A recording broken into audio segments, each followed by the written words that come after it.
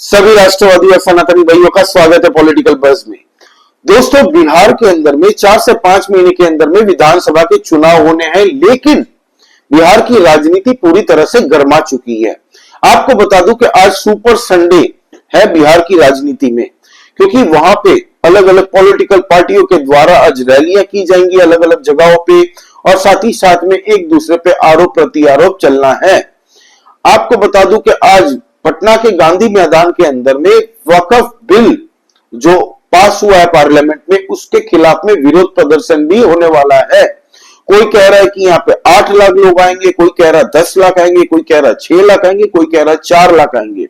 हालांकि किसी को आंकड़े नहीं पता कितने लोग आएंगे, लेकिन वक्फ बिल को लेके प्रोटेस्ट होने जा रहा है गांधी मैदान में। अब ये जो प्रोटेस्ट है दोस्तों, पूरी तरह से ऑर्गेनाइज कर रही है एक संस्था जिनका नाम है इमारत-ए-शरिया। नाम सुनिए आप, इमारत-ए-शरिया। और बातें ये लोग करते हैं कॉन्स्टिट्यूशन की। इनके जो जिलाध्यक्ष है मुफ्ती अरशद रहमानी जी, उन्होंने कहा है कि भारत का कॉन्स्टिट्यूशन हमें अधिकार देता है अपने रिलीजन को फॉलो करना। हमारे जो रिलीजन में है, इसमें हम किसी की इंटरफेरेंस बर्दाश्त नहीं करेंगे। हालांकि इन भाई साहब ने एक और बात कही है कि हम वक्फ बिल के खिलाफ में ये जो प्रोटेस्ट कर रहे हैं, ये वक्फ बिल पूरी तरह से सरकार जब तक वापस नहीं ले लेती तब तक चलने जा रहा है। और जैसे ही फार्म लॉस को वापस लिया था मोदी सरकार ने, उसी तरह से वक्फ बिल के वापस लेना पड़ेगा इनको। अब बात करते हैं दोस्तों कि ये भाई साहब की मंशा क्या है। ये वक्फ बिल का जो प्रोटेस्ट है ना, ये पूरी तरह से पॉलिटिकली मोटिवेटेड है। ये मैं क्यों कह रहा हूं? अगर भाई वक्फ बिल के खिलाफ में प्रोटेस्ट करना था तो जाना था ना दिल्ली के अंदर में, जंतर मंतर में प्रोटेस्ट करते, हैदराबाद में करते, अहमदाबाद में करते, मुंबई में करते, क्यों नहीं किया? यूपी में करते, क्यों नहीं किया? बिहार में ही क्यों? पटना में ही क्यों? क्योंकि बिहार में आने वाले कुछ ही महीनों में चुनाव है और ये सब चुनावी मुद्दा सेट कर रहे हैं। आपको बता दूं दोस्तों कि अभी एआईएमआईएम की पार्टी के नेता अभी वहां पे जाएंगे, जनसुराज के कुछ लोग नेता वहां पे जाएंगे। हालांकि कोई नेता है नहीं जनसुराज में, नई पॉलिटिकल पार्टी है, लेकिन जो उनके जनसुराज के कुछ नेता बनाए गए हैं प्रशांत किशोर के द्वारा, वो भी वहां पे भाग लेने जाएंगे। राजद के बहुत सारे नेता वहां पे जाएंगे, कांग्रेस के नेता पहुंचेंगे, सीपीआई माले, लेफ्ट के जो माले है दोस्तों, वो भी वहां पे मौजूद होंगे। सबको इस ट्रेन पे चढ़ना है। क्यों? क्योंकि बिहार में चुनाव होने जा रहे हैं और कोई नहीं चाहता, ऐसी कोई भी पॉलिटिकल पार्टी नहीं है कि उनके हाथ से उनका वोट बैंक फिसल जाए। इसीलिए ये जितनी भी ऑपोजिशन वाली पार्टियां हैं, सबके सब वहां पे पहुंचने वाले हैं। देखना ये पड़ेगा कि स्टेज पे चढ़ने के बाद में ये लोग राजनीति तो करेंगे ही, आपस में लात जूते भी चलेंगे, इनके बयानबाजियां चलेंगी। तो क्या होता है इसकी अपडेट मैं आपको बाद में देता हूं। लेकिन ये जो वक्फ कानून के खिलाफ में ये लोग जो इमारत-ए-शरिया ऑर्गेनाइज किया है, ये जो प्रोटेस्ट गांधी मैदान के अंदर में, अगर ये वक्फ बिल के खिलाफ ही होता ना तो दिल्ली में होता, कहीं और होता। लेकिन वक्फ बिल के खिलाफ करके अब कोई फायदा नहीं है, क्योंकि पार्लियामेंट में ये 2/3 मेजोरिटी के साथ में पास हो चुका है और साथ ही साथ में प्रेसिडेंट ऑफ इंडिया ने इन पे साइन भी कर दिया है। सुप्रीम कोर्ट में भी मामला चल रहा है दोस्तों। सुप्रीम कोर्ट ने पूरी सुनवाई की और अपना जजमेंट को सिक्योर कर लिया है। अब अगली सुनवाई जब होगी, वो सिर्फ और सिर्फ जजमेंट सुनाने के लिए ही होगी।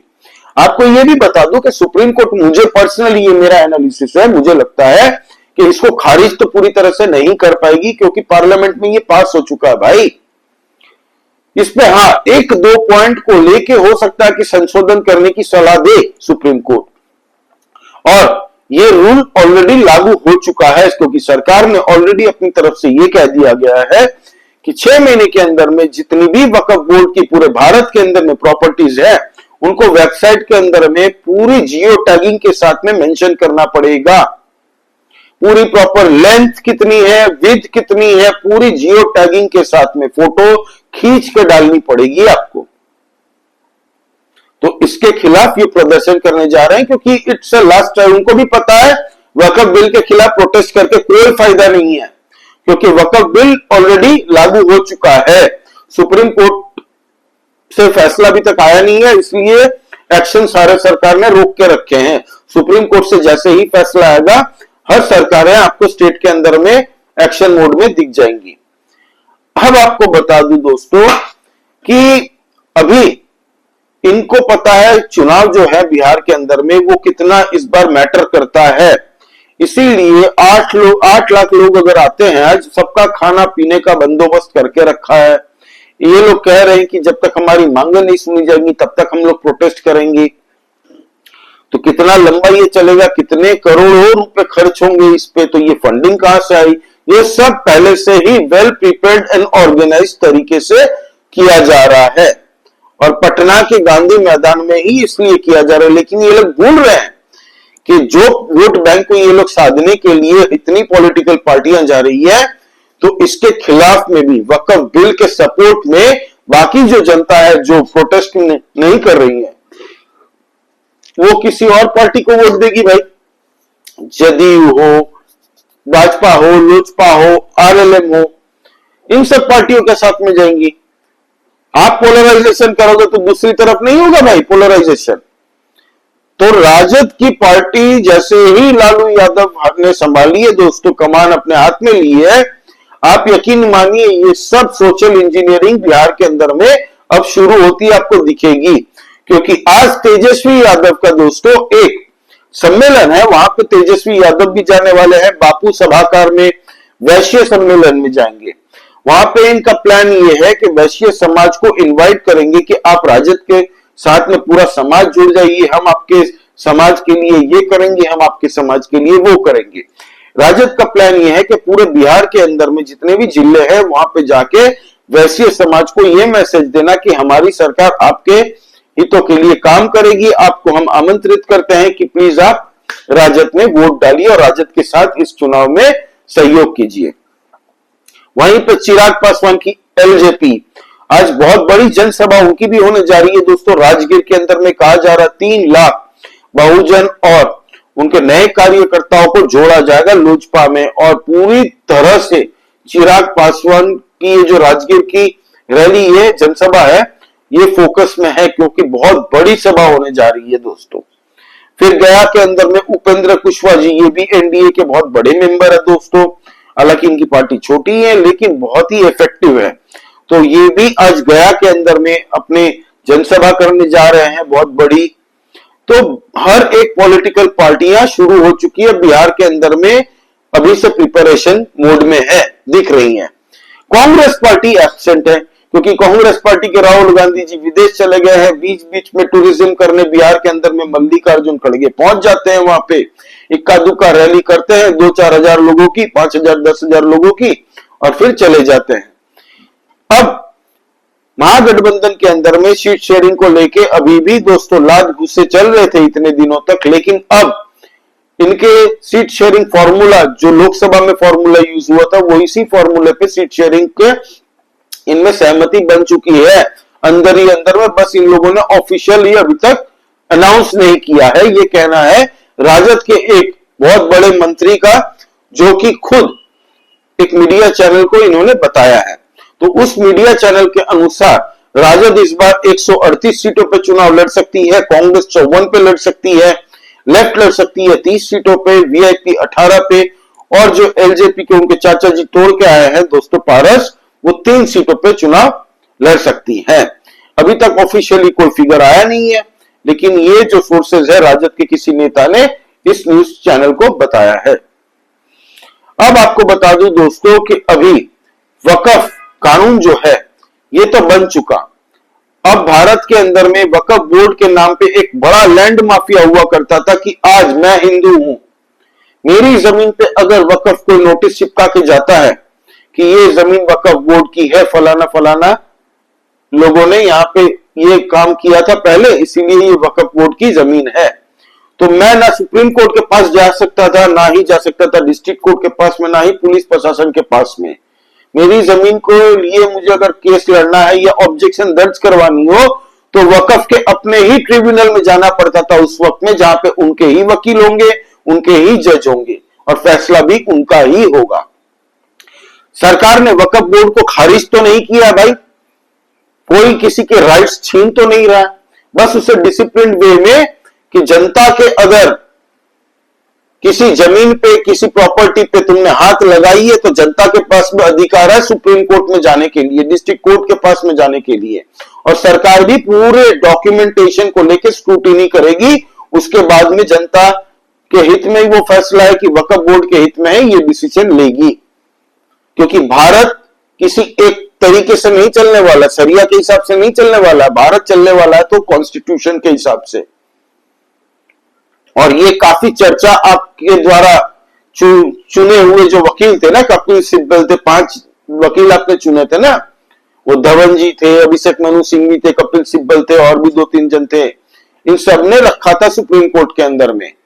तो सॉलिसिटर जनरल तुषार मेहता जी ने जिस तरीके से अपने तर्क रखे, इस पूरी जो वक्फ बिल जो बना है, एक एक पॉइंट को लेके दोस्तों कितनी मीटिंगें हुई है, जेपीसी कमेटी बनी हुई थी, बहुत मेहनत की गई है, हर एक कम्युनिटी, हर एक तबके के साथ में चर्चा होने के बाद में ये सब हुआ है। कई मुस्लिम कम्युनिटी खुले आम सपोर्ट कर रही है दोस्तों वक्फ बिल को। ये कुछ ऑर्गेनाइजेशंस हैं, all India Muslim personal law board, ये इमारत शरिया, ऐसी कुछ ऑर्गेनाइजेशन है जो कि वक्फ बिल के खिलाफ है, और इनको खुश करने के लिए ये पॉलिटिकल पार्टियां इनको बैकअप दे रही हैं पूरी तरीके से। अब कन्हैया कुमार और जो कांग्रेस के पुराने प्रभारी थे अखिलेश सिंह, हालांकि उन दोनों ने यह कह दिया है कि तेजस्वी यादव हमारे लिए चीफ मिनिस्टर फेस है भाई, इसमें कोई संदेह नहीं होना चाहिए। ये क्यों कहा? हालांकि कांग्रेस पार्टी अब तक तेजस्वी यादव को चीफ मिनिस्टर का चेहरा घोषित नहीं कर रही थी, क्योंकि उनको डर था कि जैसे ही घोषित करेंगी एनडीए पूरी तरीके से जंगल राज रिटर्न्स का नारा शुरू कर देगी बिहार के अंदर में। लेकिन अब कन्हैया कुमार हो गए, फिर इनके राजन राम हो गए जो अभी के प्रभारी है, अखिलेश सिंह जो पूर्व प्रभारी थे, इन्होंने कह दिया कि तेजस्वी यादव ही चीफ मिनिस्टर बनेंगे। क्यों? क्योंकि सबका अपना अपना पॉलिटिकल इंटरेस्ट है। कन्हैया कुमार चाहता है कि मुझे भाई एक टिकट मिल जाए एमएलए का, वहां पे चुनाव लड़ने का। अगर मैं तेजस्वी का नाम नहीं लेता हूं तो तेजस्वी की पार्टी ही मुझे हरा देगी। अभी तक तो एक चुनाव भी जीता नहीं है भाई, दिल्ली में भी कोशिश कर ली, यहाँ पे भी चुनी को, पहले बिहार में एक बार और कोशिश कर ली थी, तब गिरिराज सिंह जी ने हरा दिया था उसको बुरी तरीके से। तो इस बार वो चाहता है कि नहीं, तेजस्वी का हाथ पकड़ लो ताकि राजद के वोटर्स भी मुझे वोट दे, एटलीस्ट महागठबंधन जीते ना जीते बिहार के चुनाव में एटलीस्ट मैं जीत जाऊंगा। इसलिए कन्हैया कुमार चुपचाप कह दिया कि हाँ, मुझे डाउट ही नहीं है, कोई तेजस्वी यादव को ही बनना चाहिए चीफ मिनिस्टर का चेहरा। फिर इनके अखिलेश जो सिंह है, उन्होंने भी कोशिश की अपने बेटे को चुनाव लड़वाने की, कई बार लोकसभा में हारे, विधानसभा में भी हार चुके। तो अब वो चाह रहे हैं कि भाई अब कैसे भी उनके बेटे को भी एक टिकट मिल जाए, और तेजस्वी यादव के वो पहले से ही बहुत पुराने नेता रहे हैं तेजस्वी की पार्टी में, राजद में, लालू यादव की आज भी बहुत सुनते हैं। इसी आरोप के लिए तो उनको हटाया गया और नए प्रभारी बनाए गए, क्योंकि उनके ऊपर में एक आरोप था कि कांग्रेस प्रभारी होने के बावजूद ये लालू यादव के लिए काम करते हैं। तो इसीलिए वो चाहते हैं कि उनके बेटे को भी टिकट मिल जाए और पूरी सपोर्ट के साथ में उनका बेटा भी जीत जाए। तो सबके सपने अपने सेल्फ इंटरेस्ट हैं दोस्तों। अब आते हैं भाजपा और जदयू के ऊपर में। जदयू और भाजपा पूरी तरह से दोस्तों अब तक ऑब्जर्व कर रही है, लेकिन दोनों की तरफ से आपको जुलाई महीने से बिहार के अंदर में अग्रेसिव कैंपेन दिखना शुरू हो जाएगा। इन लोगों के पास में दोस्तों यात्रा भी ये लोग करेंगे, रैलियां भी करेंगे, पूरे बिहार के अंदर में जनसंपर्क भी करेंगे, गांव गांव जाएंगे इनके कार्यकर्ता, लाखों की संख्या में जाएंगे, हर एक कॉन्स्टिट्यूएंसी में जाके पूरी तरह से लोगों से संवाद स्थापित करेंगे। वो जो छोटी छोटी इनकी टुकड़ी नहीं होती है दोस्तों की मीटिंग करनी, वो जो महाराष्ट्र में किया था, उसी हिसाब से इस बार बिहार में भी वो पूरी तरह से करने जा रहे हैं। अभी बिहार के अंदर में 2-3 दिन पहले इलेक्शन कमीशन ने जो न्यू वोटर आईडी को रोल रिवीजन करने की बातें कही, उसको लेके भी राजद, कांग्रेस, सीपीआई, माले, वेस्ट बंगाल की चीफ मिनिस्टर ममता बनर्जी जी ने आपत्ति दर्ज की है। खैर वो तो उनका लॉ है, इलेक्शन कमीशन अपने कॉन्स्टिट्यूशन के हिसाब से जो उनको संविधान की ताकत है वो अपनी ताकत को एक्सरसाइज कर रहा है और कुछ नहीं, वो कर सकता है बाय कॉन्स्टिट्यूशन। इसके खिलाफ अगर सुप्रीम कोर्ट में भी जाना चाहिए, मैं तो कहता हूं राजद को जाए, सुप्रीम कोर्ट पहले ही मना कर देगी, क्योंकि ये कॉन्स्टिट्यूशन में लिखा है, इतनी पावर है इलेक्शन कमीशन को कि वो जब चाहे जो चाहे वोटर कार्ड बना सकता है जैसे चाहे। अब राजद पूरी तरह से दोस्तों कंट्रोल्ड बाय लालू यादव। ये जो सोशल इंजीनियरिंग कर रहे हैं ना बिहार के अंदर में, ये अब आपको और इंटेंस होता दिखेगा। लालू यादव सामाजिक अलग अलग समाज को धागा धागा लेके जोड़ने की साधने की कोशिश कर रहे हैं इस बार। कभी उनको देखा आपने डेवलपमेंट विकास को लेके बातें करने की? अभी तेजस्वी यादव ने नया शगुफा छोड़ा बिहार के अंदर में कि हम कलम रैली निकालेंगे। जंगल राज के दौर में लाठी रैली होती थी और लालू यादव के जंगल राज को टार्जन ऐसे ही नहीं कहा जाता। सबको याद है बिहार के अंदर में जो बच्चे बाद में पैदा हुए हैं उन्होंने भी कहानियां सुन के रखी है। और अगर तेजस्वी यादव का नाम डिक्लेयर हो जाता है चीफ मिनिस्टर का चेहरा, जो कि ऑलमोस्ट होना ही है, तो यकीन मानिए पूरी एनडीए जंगल राज रिटर्न्स का नारा लेके गाना वाना बना के ऑलरेडी बैठ चुकी है इसके खिलाफ। नरेंद्र मोदी जी ने बिहार में 5 दौरे किए हैं दोस्तों, और इस 5 दौरे के अंदर में 1 लाख करोड़ रुपए से ज्यादा की परियोजना को लॉन्च किया दोस्तों। कई जगह पे उद्घाटन किया, कई जगह पे शिलान्यास किया। तो आप सोचिए जो प्रोजेक्ट सेंट्रल गवर्नमेंट के द्वारा कराए जा रहे हैं, कितने लाखों लोगों को रोजगार मिलेंगी। अगर सड़क बनाना है तो कितने लोगों को सड़क बनाने का काम मिलेगा दोस्तों, कॉन्ट्रैक्ट मिलेगा वहां पे सुपरवाइजर का भी। फिर वहां पे बात कही जा रही है कि अंडर वाटर मेट्रो भी बनेगी गंगा तट पे। तो सोचिए अंडर वाटर मेट्रो बिहार के अंदर में आ रही है। बहुत ही कम राज्यों के नसीब में है दोस्तों ये। वेस्ट बंगाल में हो चुका है हावड़ा ब्रिज के अंदर में, फिर अंडर वाटर मेट्रो बिहार में ला रहे हैं। न्यूक्लियर पावर प्लांट को बिहार में बनाने की बात चल रही है। ड्रोन फैक्ट्री बिहार में बन रही है ऑलरेडी। तो बिहार अब ग्रो कर रहा है भाई आस्ते आस्ते। जंगल राज ने दोस्तों कम से कम 50 साल पीछे बिहार को ले गए थे। पलायन का ये मुद्दा आज रो रहा है ना जितनी भी ऑपोजिशन पार्टियां, पलायन का सबसे ज्यादा बड़ा दौर अगर कोई था तो वो जंगल राज का दौर था। लोग बिहार छोड़ छोड़ के भाग रहे थे। और ये कोई भी डेटा गूगल में जाके सर्च कर ले, आपको पूरा डेटा मिल जाएगा कि किस साल में सबसे ज्यादा पलायन हुआ है, किन साल में। तो ये थी दोस्तों अब तक की अपडेट कि आज सुपर संडे जो बिहार के अंदर में होने जा रहा है, ये घटना घटने जा रही है। गांधी मैदान में वक्फ बिल के खिलाफ में प्रदर्शन, तेजस्वी यादव का सम्मेलन, फिर चिराग पासवान की बड़ा जनसभा होने वाली है, फिर इनके जो उपेंद्र कुशवाहा जी है उनकी गया में होने जा रही है। तो ये थी दोस्तों अपडेट। वक्फ बिल को लेके क्या नई अपडेट आती है, ये प्रोटेस्ट को लेके, इसकी चर्चा मैं दूसरे वीडियो में करूंगा दोस्तों। प्लीज सब्सक्राइब करिए इस चैनल को, लाइक कीजिए इस वीडियो को दोस्तों, और प्लीज कमेंट करके बताइए आपका इस बारे में क्या कहना है। जय श्री राम सभी सनातनी और राष्ट्रवादी भाइयों को। जय हिंद, वंदे मातरम।